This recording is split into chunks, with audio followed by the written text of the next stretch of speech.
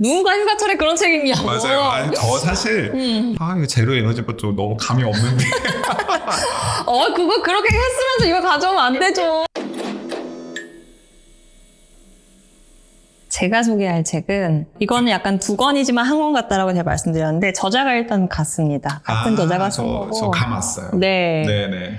그 하나는 2019년에 나온 중공업 가족의 유토피아라고 하는 거랑 하나는 최근에 나온 올해 나온 울산 디스토피아. 네네. 그 두 책인데 울산 디스토피아는 그때 다루셨죠. 네, 제가 책걸상에서 소개를 했었죠. 그래서 제가 일부러 안 봤어요. 제가 따라하게 될까봐. 그러셨구나. 네. 이제 저자가 경남대학교 양승훈 교수님이신데 네. 양승훈 교수님 모시고 진짜요? 모시고 했어요? 네, 모시고 했어요. 정말. 네, 모시고 했어요. 네. 그렇구나. 네, 모시고 두 차례에 걸쳐서 책걸상에서 그 울산 디스토피아. 네. 네. 이분 제가 이제 어제도 그래서 이제 내용 요약할 때 좀 도움 될까 싶어가지고 유튜브를 봤더니 엄청 많이 나오더라고. 근데 그 양승훈 교수님 제로 에너지 바에서 모시면 나올 텐데. 그렇게? 네. 제가 네. 제로 에너지 바랑 궁합 좀 잘 맞아요. 제가 지금 두 분의 나이를 지금 정확하게 모르는데 아마 비슷한 또래로 알고 있습니다. 제가 그 얘기도 하려고 했는데 이 팟캐스트 하실 때 네. 그랬잖아요. 그 벤앤셀이 기자님이랑 동갑인데 뭐 맞아요. 어떻게 젊은 나이에 교수가 됐다 막 이런 얘기 하셨잖아요. 저도 네. 사실 어제 찾아보니까 이분이 저보다 한 살 어려요. 그래서 짜증이 순간 나더라고요.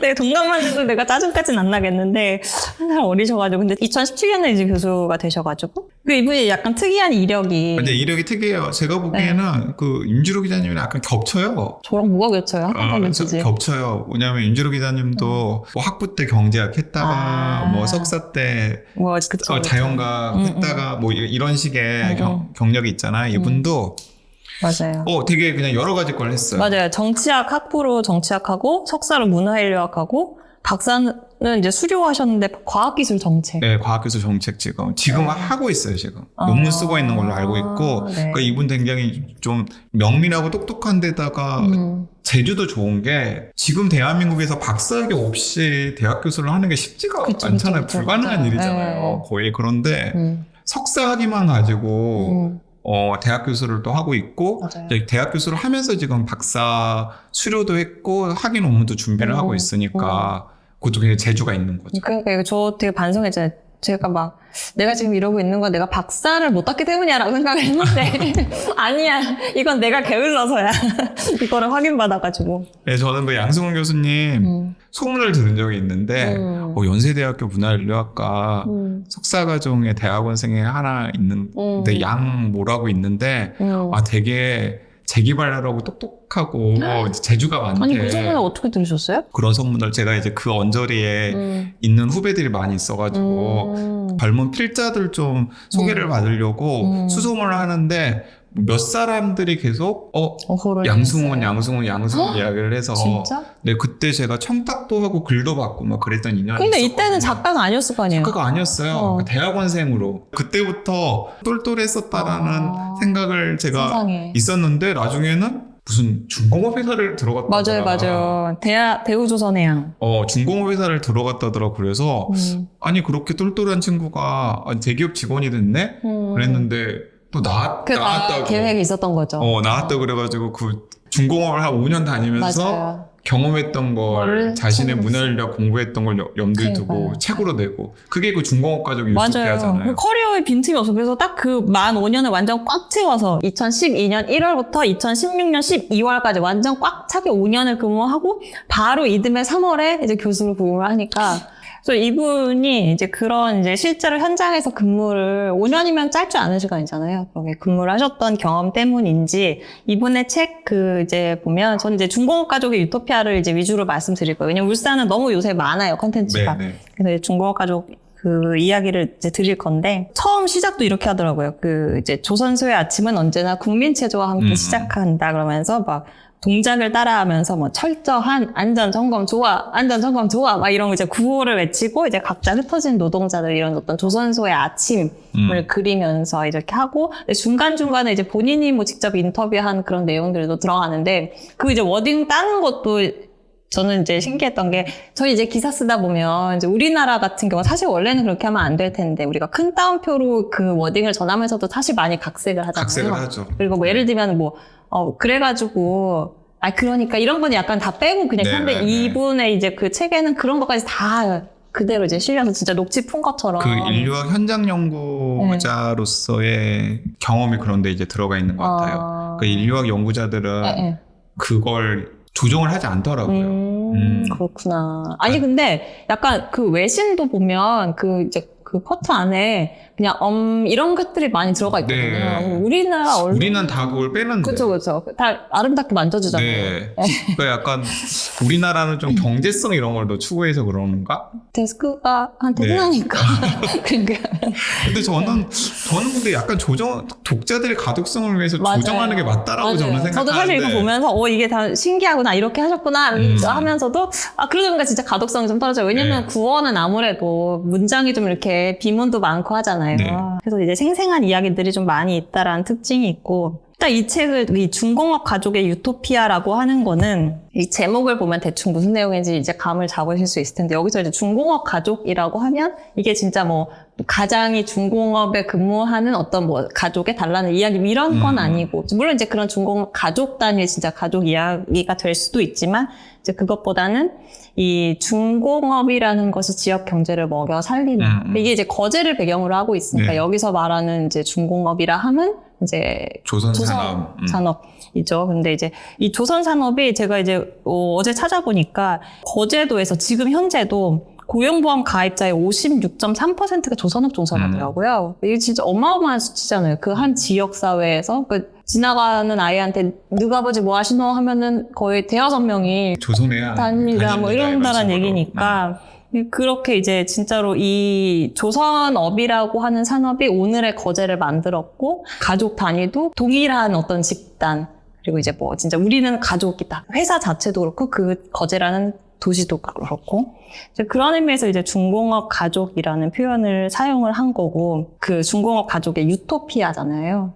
유토피아라는 거는 이제 그 한때 중공업 이 가족이 쌓아 올렸던 그 모습들, 굉장히 고액 연봉에 정년이 보장되는 정규직 노동자들, 그리고 이제 그가 벌어오는 그 안정적인 월급으로 중산층에 편입해서 이제 잘 살아가는 딱 요것들이 지금에서 봤는데 그게 과연 꿈이 아니었을까 싶은 약간 그 아련한 유토피아처럼 느껴지는 이제 그런 현실을 이제 이야기하는 게 요 중공업 가족의 유토피아다. 이 책을 통틀어서 딱 기억에 남는 하나 문구를 뽑으라고 하면 저는 이제 거기 그런 게 있거든요. 기회는 위기라는 부메랑이 되어 돌아왔다. 그러니까 원래는 위기는 기회다라고 우리가 생각을 하지만 이게 기회는 위기가 되어 돌아왔다. 이게 저는 제일 남더라고요. 그래서 제가 또 오늘 이 책을 추천한 이유기도 한데 왜냐하면 말씀하신 것처럼 이 책이 이제 나온 게 19년인가 그렇잖아요. 네. 그러면 이제 그때 한창 우리나라 조선업이 이제 되게 상황이 안 좋았을 시기. 맞아요. 그래서 뭐 구조조정 이야기 되고 뭐 사람들 많이 내보내고. 그래서 이제 그때 당시에 되게 이제 왜 조선업이 이렇게까지 몰락을 해서 이제 거제라는 곳까지 위험해졌는가 이제 그 이야기가 이 책에 담겨 있지만 사실 지금은 또 조선업이 굉장히 호황이잖아요. 네. 그런데 이 책에 을 관통하는 메시지는 저는 이제 기회는 위기라고 생각을 하고 지금 이 기회가 기회일까를 한번 생각해 볼 수 있게 하는 책인 것 같아서 지금 이 시점에서도 그 가장 가까운 기회가 위기가 된 사례가 이제 여기 나오는 게 그거죠. 해양 플랜트 수주하는 거. 그 이제 2008년대 금융위기 이후에 막 수주가 급감하고 하면서 되게 위기를 맞았는데 그때 해양 플랜트라고 하는 이제 새로운 또 이제 시장이 열리면서 그 해양 플랜트를 엄청나게 수주를 했는데 기존에 우리나라 이제 중공업이 다 뭔가 맨 땅을 헤딩하면서 이렇게 항상 역사를 만들어 왔잖아요. 뭐 정지영의 무슨 지폐에 그려진 거북선을 보고서 무슨 뭐 수주를 하고 투자를 받아왔다는 또 뭐 이런 식의 우리나라는 전통의 조선 강국이기 때문에 동전에도 이렇게 그러니까 그런 것처럼 뭔가 우리는 항상 뭐 아무것도 없지만 다 뭐 어떻게 하면 되고 돌파하면 되고 항상 그런 이제 스토리에 익숙해졌으니까 아마도 이제 그래서 이제 플랜트를 막 이제 수주를 했는데 그렇게 해서 이번에도 뭔가 하면 된다의 의지로 이거를 할 수 있을 줄 알았는데 알고 봤더니 이게 만만치가 않았던 차원이 거죠. 다르더라. 그러니까 배라는 거는 그냥 이렇게 안에 비워져 있는 구조물을 그냥 만드는 것인데 해양 플랜트는 정반대로 안에가 빽빽하게 채워져 있는 모든 기계와 뭐 배관, 전선 이런 것들을 완전히 꽉 차 있는 설비를 만드는 거 완전히 차원이 다른 일이었고 그래서 우리나라 조선업이 그동안 이제 굉장히 강국이라고 할 수 있었던 게 그 안에 뭐 촘촘하게 생산 관리를 하고 작업장을 되게 효율화하고 함으로써 이제 뭐 이렇게 비용도 절약하고 할 수 있었는데 이 해양 플랜트라는 거는 차원이 다르더라. 그 설계가 굉장히 중요한. 설계도 중요하고 그러니까 그 이제 예를 들면 배를 한 척 보통 만들 때 그 도크나 이런 데 500명이 투입이 되면 이 해양 플랜트에는 5,000명이 들어가는데 이제 처음에 이제 기본 설계라는 걸 할 때 거기에 이제 대충 노동자 규모나 이런 것도 맞아요. 필요한데 그거를 감안해서 했는데 현장에서는 하다 보니까 계속 뭔가 문제가 발생하고 노동자 계속 투입해야 되고. 왜냐면 그거 이제 기본 설계를 제대로 못한 거죠. 맞아요. 그러다 보니까 이제 계속 스케줄이 뒤처지고, 그러니까 그게 다 비용이 되는 거고, 그걸 어떻게든 이제 메우다 보니까 계속 하청 노동자들 계속 투입을 하고, 막 이랬던 것들이, 그래서 이제 그게 중간에 뭐 이제 발주가 취소되고 하는 일들도 있었지만, 이제 그런 것들이 다 겹치면서 이제 대우조선 해양 위기를 맞게 되고 하는 그 사례가 이제 나오고, 그리고 또 하나가 이제 정말 전 국민이 힘들었던 그 IMF 시대에 이제 중공업 같은 경우는 굉장히 호황이었고, 걔도 뭐 10,000원짜리를 물고 다닐 정도라고 이제 막 호황을 누렸었는데, 근데 이제 그때 너무 호황이다 보니까 이거를 물량을 막 빨리 처리하려고 엄청나게 많은 이제 하청 노동자들을 그때 막 대거 투입을 하기 시작했던 거죠. 그게 이제 해양 플랜트에 와서도 계속 그게 이제 굳어지다 보니까 뭔가 그 안에 노동자들의 어떤 숙련도를 높이거나 하는 맞아요. 문화가 만들어지지 않고 그냥 그때 와서 몸빵하고 이렇게 가고 이런 것들이 하면서 기존의 이 거제도를 탄탄하게, 그리고 이 중공업 노동자라는 어떤 그 경곽에 가져갈 수 있었던 정규직 고액 연봉들이 이제 주류가 되는 것들이 더 이상 이제 통하지 않게 돼버리는 이야기들이 쭉 이어지고 있어요. 특히나 이제 거기서 이제 정규직이면서 이제 어떤 생산직 노동자들이라는 거 외에 또 하나 여기 특징이 남성 위주다라는 건데. 그리고 자연스럽게 그래서 그 울산도 마찬가지지만 거제도 같은 경우도 약간 남성 중심의 가부장적인 그쵸. 지역사회 문화 그리고 가족 문화가 형성이 되는 거죠. 그렇죠. 그래서 제가 또 어제 찾아본 게 그 나이대별로 쭉 이제 성비를 찾아봤거든요. 근데 진짜 재밌더라고요. 이게 그 원래 자연 성비가 여자가 100이면 남자가 한 104, 105 이렇게 맞아요. 되잖아요. 네. 이제 그게 이게 갑자기 어느 나이가 되는 순간 120으로 확 튀어버려요. 20대가 되었을 때? 네, 그러니까 만 19세가 됐을 때 진짜 앞에서 104, 105 막 이러다가 갑자기 120으로 돼. 그 말인즉 여성들이 다 탈거제했다는 얘기예요. 여자들은 지역사회에 안 남고 대학을 가든 아니면 취업을 하든 그쵸. 빠져나가고 그리고 남학생들 경우에도 좀 공부를 잘해가지고 뭐 부산이라던가 아니면 수도권에 있는 대학으로 가는 친구들은 빠지고 남아있는 친구들 같은 경우에는 아빠처럼 지금부터 돈을 좀 벌자 그러면서 뭐 삼촌 아니면 뭐 그쵸. 아빠 소개로 이렇게 아버지 소개로 이렇게 팀에 들어가가지고 하청 일부터 이제 시작을 하고 그다음에 이제 그런 기회를 염두에 두고서 옆에 이제 부산이라던가 뭐 이런 곳에서 이제 또 이제 넘어오는 거죠. 그쵸, 젊은 그쵸. 친구들이. 그러면서 이제 방금 말씀하신 것처럼 남녀 비율이 이제 확 달라지게 되는. 네, 그리고 예전에 우리가 배를 만들 때는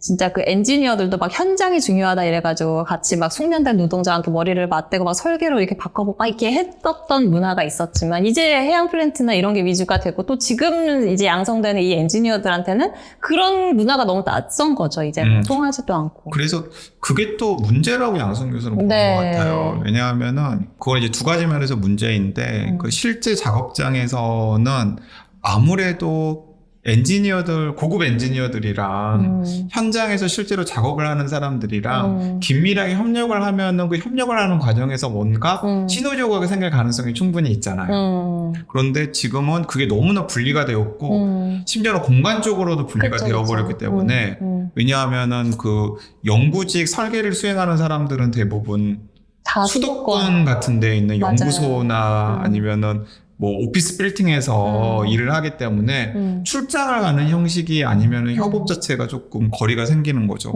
그러니까 현장에서 엔지니어들과 이제 그 숙련 노동자들 사이에서 생기는 시너지 효과를 기대할 수 있는 상황이 점점 가능성이 점점 줄어들고 그다음에 이제 지역사회 문제에서는 자꾸 그러다 보니까 좋은 일자리가 지역사회에서 없죠. 없어지는 네, 거죠. 맞아요. 그래서 이제 이 이야기가 이제 울산 디스토피아에도 고스란히 반복이 반복되는 돼요. 거죠. 그러니까 울산 이제 좀 다른 건 이제 울산이라는 건 이제 그 조선뿐만 아니라 자동차도 있고 석유화학도 있고 네. 하니까. 근데 이제 그러면 조선도 있고 자동차도 있고 석유화학도 있고 포트폴리오가 다양한데 왜 울산이 지금 위기를 맞게 됐을까라는 데서 출발하는 게 이제 울산 디스토피아라고 하는 책이고, 자동차는 자동차대로, 석유화학은 석유화학대로, 조선대로 이제 다 이제 그 위기를 맞게 된 그 이제 이야기는 다 다른데, 아무튼 공통적인 거는 아까랑 말씀드린 것처럼 이제 남성 정규직 생산직 위주의 그 노동자들로 구성된 요 산업들, 그리고 그들이 만들었던 요 도시라는 구조가 지금 더 이상 현대사회에서 너무 매력이 없다. 네. 젊은이들을 끌어들이기도 그렇고 여성을 끌어들이기에도 그렇고. 맞아요. 그리고 이제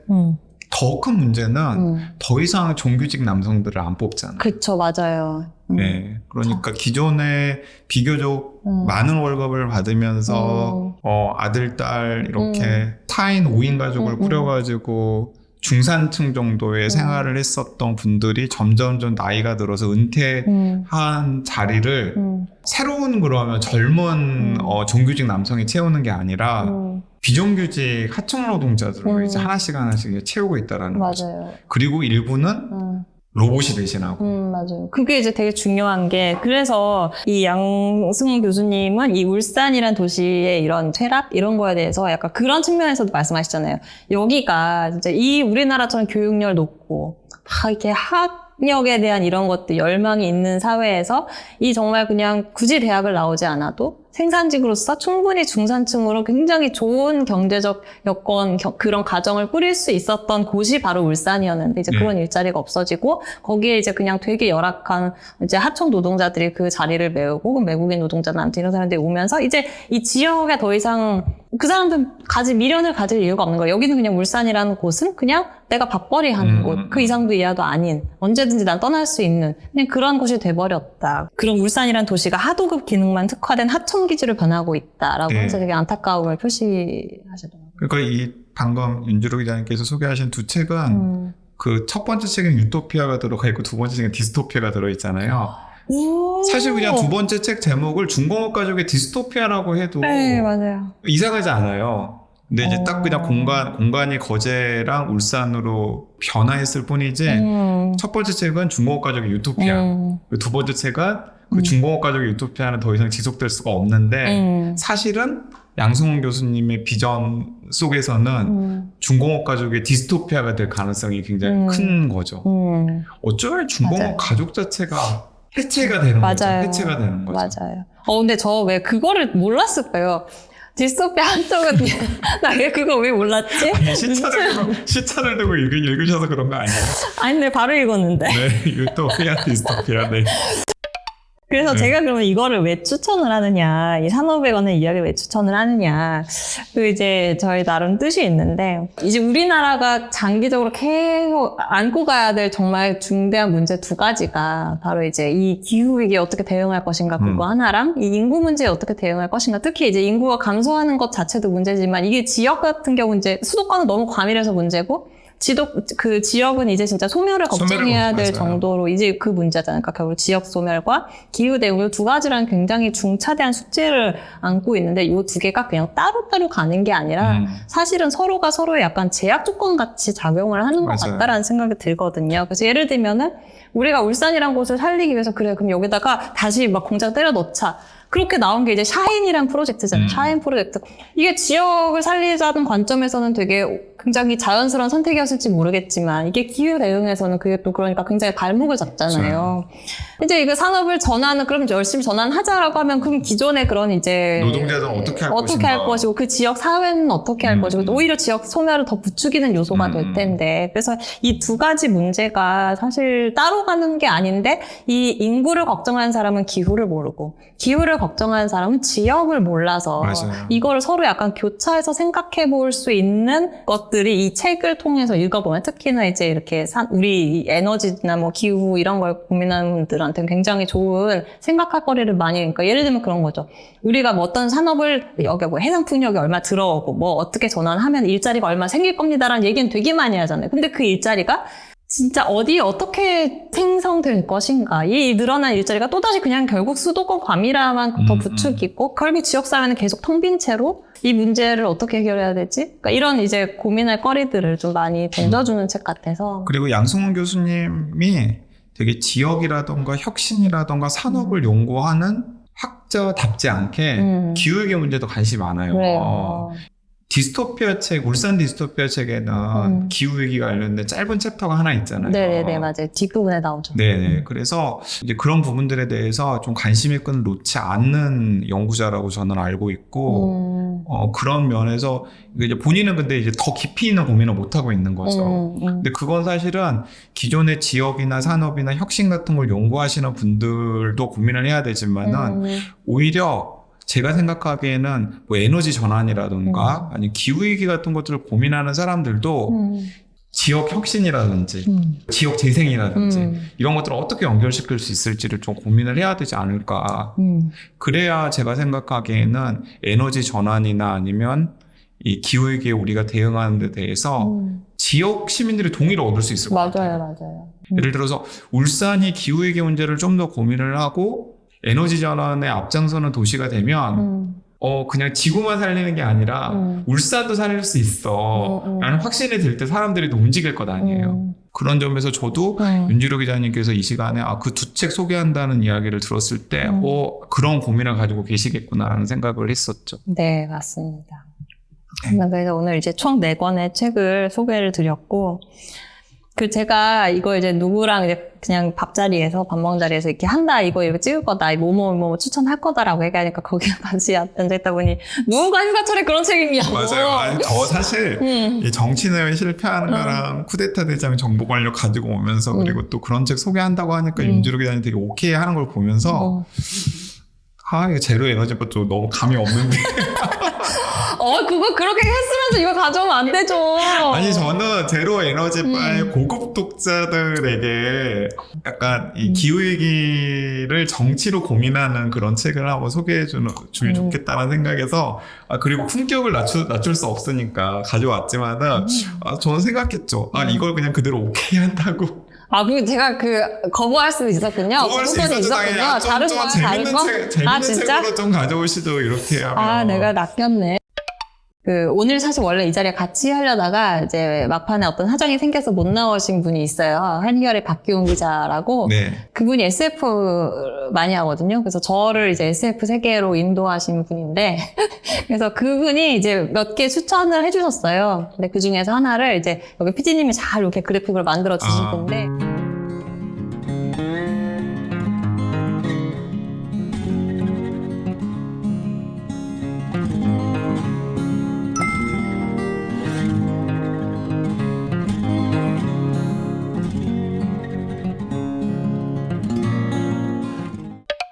오늘 장시간 얘기해 주셔서 감사합니다. 재밌었습니다. 네. 저는 재밌었는데 구독자들도 재밌었을 텐데.